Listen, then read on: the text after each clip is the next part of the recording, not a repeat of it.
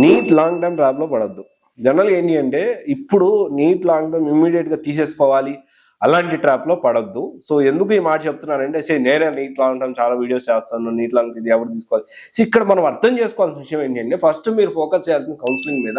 And ఇంకోటి neat long term ఎవరు తీసుకోవచ్చు, ఒక 200 నుంచి నీట్ లాంగ్ టర్మ్ తీసుకోవడం వల్ల సో చాలా మంది ఎక్స్పర్ట్స్ నాకు మాట్లాడినప్పుడు నాకు అర్థమైంది ఒక 200 నుంచి 300 మార్క్స్ వరకు మనం ఇంప్రూవ్ చేసుకోవడానికి అవకాశం ఉంటుంది.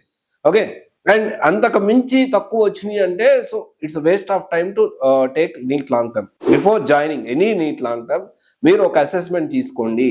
మీరు అసెస్మెంట్ తీసుకొని ఆ నీట్ లాంగ్ టర్మ్ నిజంగా అక్కడ తీసుకోవాలా వద్దా, అండ్ మీ ఈ అసెస్మెంట్ లో ఏం తెలుసుకోవాలి అంటే ఈ ఒక అండర్స్టాండింగ్ ఒక కౌన్సిలింగ్ లా తీసుకోండి.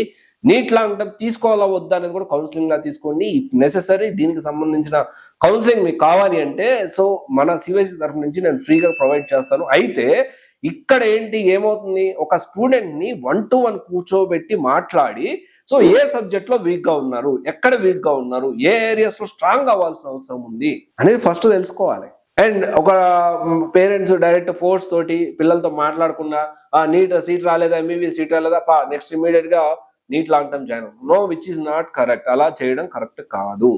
ఓకే, అండ్ చాలా తక్కువ మంది మాత్రమే ఇక్కడ ఏంటి అంటే నీట్ లాంగ్ టర్మ్ ఈ విధంగా ఒక అసెస్మెంట్ పెట్టి చేసే ఇన్స్టిట్యూట్స్ జూనియర్ కాలేజెస్ ఉంటాయి. నీట్ లాంగ్ టర్మ్ ఎక్స్క్లూజివ్ గా వాళ్ళకి సపరేట్ గా అడ్వాన్స్డ్ గా బేసిక్స్ నుంచి స్క్రాచ్ నుంచి చాలా బేసిక్స్ ఫండమెంటల్ నుంచి టీచ్ చేయాల్సిన అవసరం ఉంది. So plan accordingly neat long term trap లో మాత్రం బ్లైండ్ గా వెళ్ళి పడద్దు. ఓకే, నిజంగా అవసరమా కాదా క్రాస్ వెరిఫై చేసుకోండి, చెక్ చేసుకోండి, దాన్ని బట్టి మీరు డెసిషన్ తీసుకోండి. Thank you.